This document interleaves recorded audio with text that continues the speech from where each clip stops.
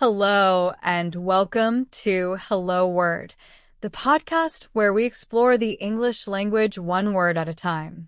I'm Alex, your host, and today we're diving into a very simple yet powerful word, beginning.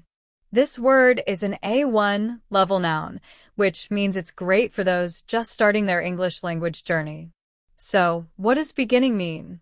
It refers to the start of something, whether it's a story, an event, or even a day.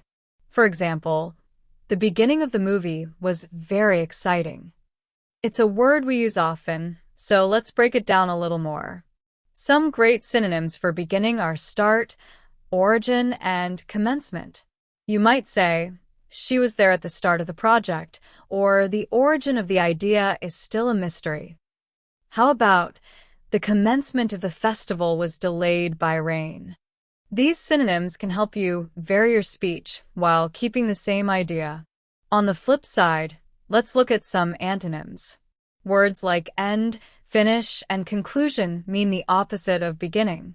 For instance, at the end of the story, everything made sense, or the finish of the race was thrilling. You could also say, the conclusion of the meeting brought relief to everyone.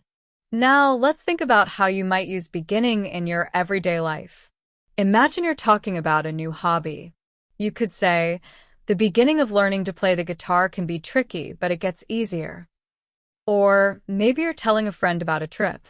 The beginning of the journey was smooth, but we hit traffic later. Here are a few more examples.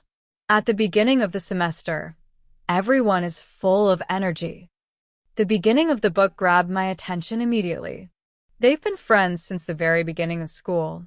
So to wrap up, today we explored the word beginning, its meaning, synonyms like start, origin, and commencement, and antonyms such as end, finish, and conclusion.